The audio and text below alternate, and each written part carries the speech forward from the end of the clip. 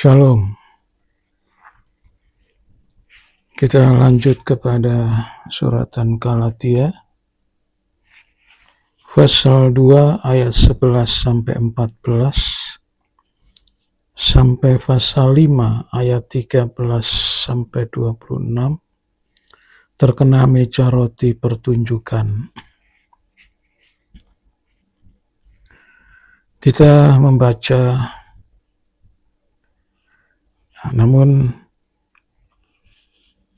ada ayat-ayat dari pasal 2 ayat 1 sampai 5, pasal 3 ayat 1 sampai 14, pasal 4 ayat 1 sampai 11 itu terkena pelita emas. Jadi ini berloncatan gitu. Sekali lagi ini pembagian bukan dari saya.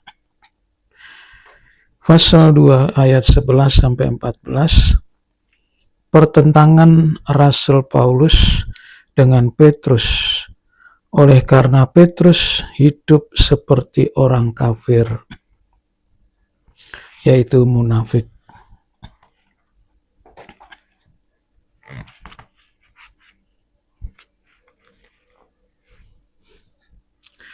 Kita membaca ayat 11 dan 12.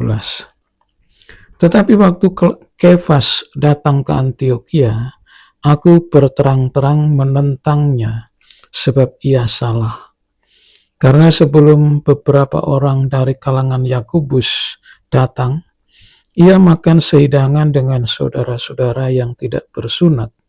Tetapi setelah mereka datang, ia mengundurkan diri dan menjauhi mereka karena takut akan saudara-saudara yang bersunat.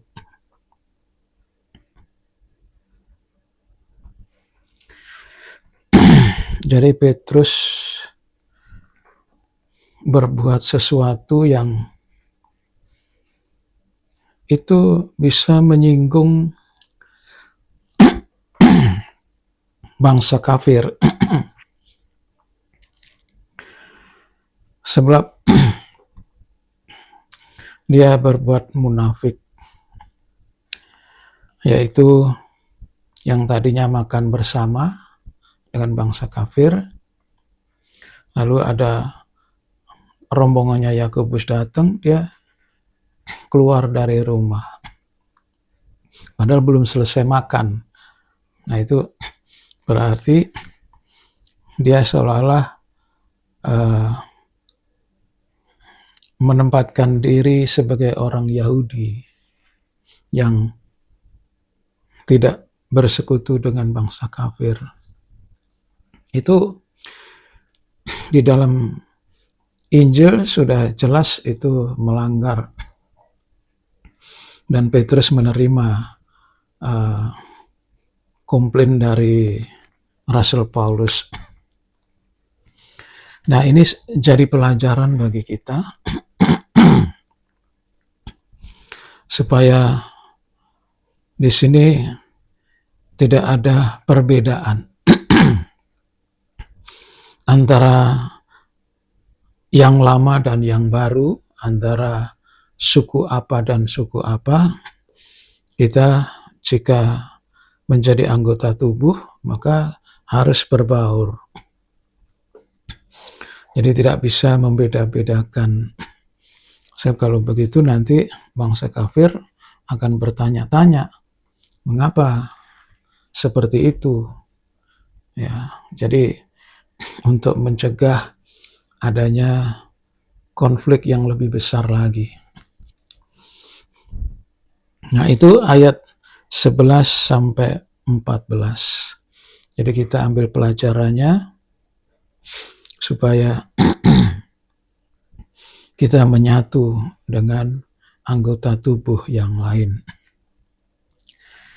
Sedangkan ayat 15 sampai ayat 16, 15 sampai 21, dosa tidak menjajah lagi, sebab kita sudah dibenarkan oleh iman kepada Yesus Kristus. Tidak berdosa di bawah, tidak berada di bawah dosa. Jadi tidak lagi jika kita percaya tidak lagi diperhamba oleh dosa. Kita membaca ayat 15 dan 16, lalu ayat 20 sampai 21.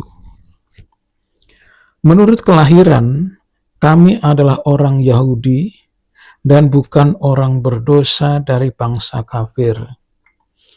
Kamu tahu bahwa tidak seorang pun yang dibenarkan oleh karena melakukan hukum Taurat, tetapi hanya oleh karena iman dalam Kristus Yesus. Sebab itu, kami pun telah percaya kepada Kristus Yesus, supaya kami dibenarkan oleh karena iman dalam Kristus, dan bukan oleh karena melakukan hukum Taurat. Sebab tidak ada seorang pun yang dibenarkan oleh karena melakukan hukum Taurat.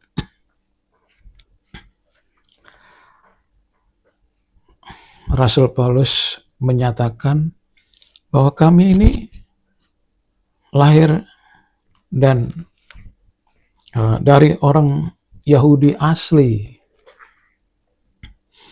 Jadi kalau kami dibenarkan karena melakukan hukum Taurat, nggak usah percaya kepada Kristus. Tetapi karena hukum Taurat itu adalah, yaitu jika seorang melakukan hukum Taurat, nah baru dibenarkan. Tetapi siapa yang sanggup melakukan itu? Hukum yang keras, terdiri larangan-larangan, banyak sekali.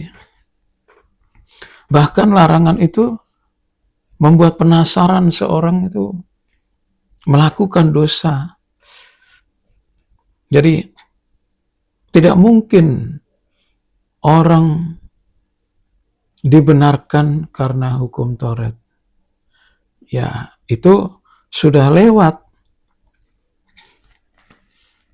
Perjanjian lama itu. Kalaupun ada itu perjanjian lama. Nah, zamannya Rasul Paulus itu sudah beda, sudah perjanjian baru. Ya, jadi berarti kuncinya di sini adalah iman kepada Yesus. Itu sebabnya dia pun juga percaya kepada Yesus supaya dibenarkan oleh Allah. Kita membaca ayat 19 sampai 21. Sebab aku telah mati oleh hukum Taurat untuk hukum Taurat, supaya aku hidup untuk Allah. Aku telah disalibkan dengan Kristus. Namun aku hidup, tetapi bukan lagi aku sendiri yang hidup, melainkan Kristus yang hidup di dalam aku.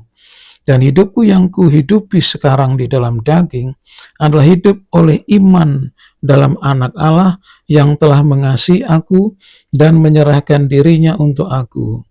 Aku tidak menolak kasih karunia Allah, sebab sekiranya ada kebenaran oleh hukum Taurat, maka sia-sialah kematian Kristus. Iman harus dibuktikan dengan perbuatan iman. Nah, Rasul Paulus, dia sudah mati oleh hukum Taurat. Artinya,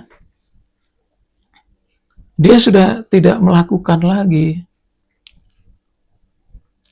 Nah, untuk itu, maka dia harus percaya kepada Yesus. Dan percaya kepada Yesus pun harus dibuktikan bahwa Yesus itu hidup di dalam dirinya. Ini berarti melaksanakan firman Tuhan, khususnya perjanjian baru. Supaya di situ kelihatan bahwa Yesus hidup di dalam Rasul Paulus. Jadi bukan iman, istilahnya KTP begitu, tetapi betul-betul bahwa Kristus itu hidup di dalam aku.